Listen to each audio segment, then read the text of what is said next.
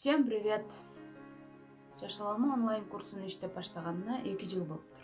Представьте, прям 2 года уже работаем, 2 жыл болуптур.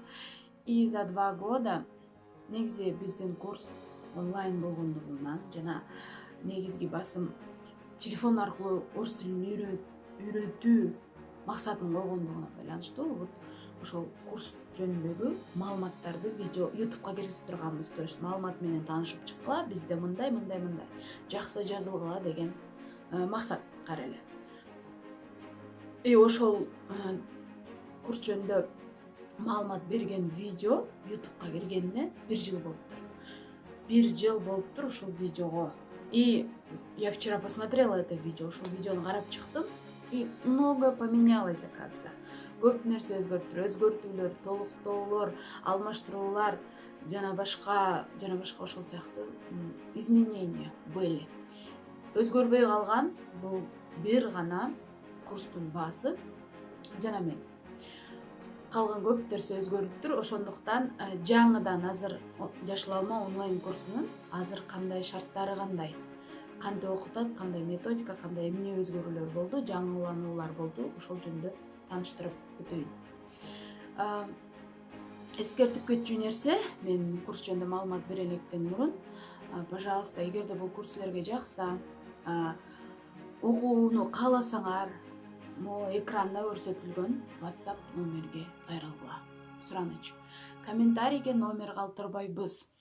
Себеби дагы бир ушул сыяктуу курс жөнүндө маалымат берген видеого комментарийге ылдыйга некоторые оставили свои номерлерин калтырышыптыр. Так, ушул номерди группага кошуп койгула, ушул номер мен окуйм деп, то есть маалымат күтөм ушул номерде дегендей WhatsApp номерлерин калтырыптыр.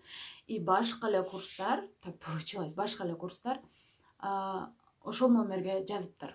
То есть силер орус тил курска жазылайын дедиңер беле. А те люди подумали, что это я пишу. Алар мени жазып атат, то есть мен курсу жөнүндө жазып атат деп ойлошуптур. И потом алар акча төлөгөндөн кийин выяснилось, что это совсем другой курс. Я вообще тут ни при чем, мен четте калып турмун. И какой-то вот такой мини-конфликт болгон. Чтобы этого не повторилось, ушул кайталанбастык үчүн, вот этот номер будет стоять от начала до конца видео. Это WhatsApp номер наш. Курстун WhatsApp номери.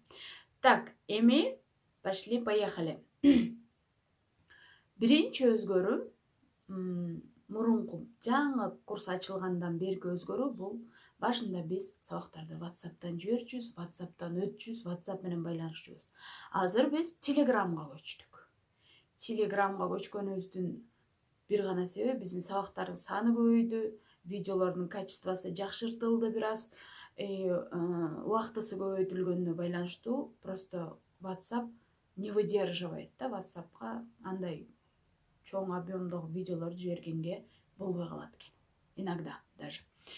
А Telegram в этом вопросе прям идеально подходит. Telegram прям ыңгайлуу, жеткиликтүү болгондугунан бир гана себеби ошол, Telegram'га көчтүк. Экинчи өзгөрүү, теперь у нас есть своя книга, Жашыл алма орус тили онлайн үйрөнүү курсунун өзүнүн задания, китеби бар теперь. Это для нас прям новость, биз үчүн бул жакшы жаңылык. Мы просто радуемся дегеним. Эта книга есть в электронном варианте, в книжном варианте, бумажном имеется в виду. Электрондук варианты бизге жазылган, курска жазылган студенттерине баарына бекер берилет. Бумажный варианты, кагаз түрүндөгү китеп варианты пока ойлонуштурулуп атат. Канчадан болот, расходун эсептеп, жак пока еще идут об этом разговоры. Третье. Үчүнчү болуп, у нас теперь есть свой разговорный клуб. Бизде өзүбүздүн разговорный клуб бар. То есть сүйлөшүү или как. Просто для общения. Здесь нет грамматика, ал жерде грамматика жок. Жалаң гана сүйлөшүү, практика и практика. Бул орус тилин менде окуп үйрөнүп, грамматиканы уже билем, бирок эмнегедир сүйлөй албай жатам, эмнегедир какой-то барьер болуп атат, өз оюмду билдире албай жатам или еще что-то. Ошондой эле мен орус тилинин грамматикасын билем, бирок баарын түшүнөм, бирок сүйлөй албайм дегендер үчүн Добро пожаловать в наш разговорный клуб. Разговорный клубқа қош келдіңер. Так, потом... Так, что еще? Да, у нас... Білмеймін, бәлкім башқа курстарда деле бардыр. У нас как бы масштабная работа или всесторонняя работа дейді. Бүт тараптуу алып кеткен өзүндөгү бир жолу. Бизде грамматика берилет, практикалык сабактар бар. Как и у всех курсов, есть творческие задания бар. Это песни, игры, стихотворения, фильмы, кино көрүү деген сыяктуу заданиялар бар. И плюс ко всему, андан сырткары сөздүк жаттоо бар. Каждый урок сөздүк жиберилет. Надо это выучить, вот нужные слова. Андан сырткары еще плюс ко всему биз акцент менен иштөөгө көрөк басым жасайбыз.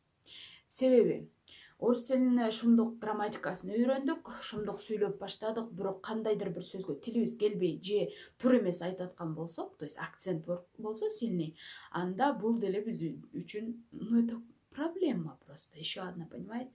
Ошондуктан биз бүт тараптуу алып кеткенге проблеманы вот так алып кеткенге басым жасайбыз буюрса.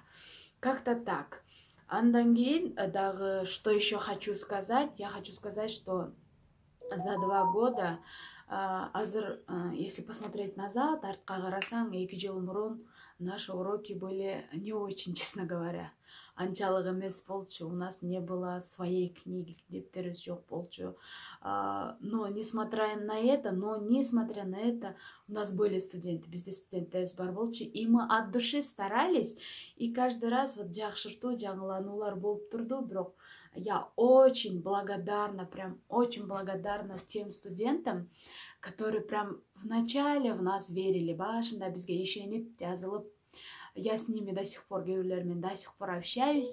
Бир экөөсүнүн атын атап өтөйүн. Вот Жакшылык, Тилек, Гульзина, Джемиля, так еще как Айдана, Айдай была, вот. И еще, в общем, не обижайтесь, если я кого-то не назвала.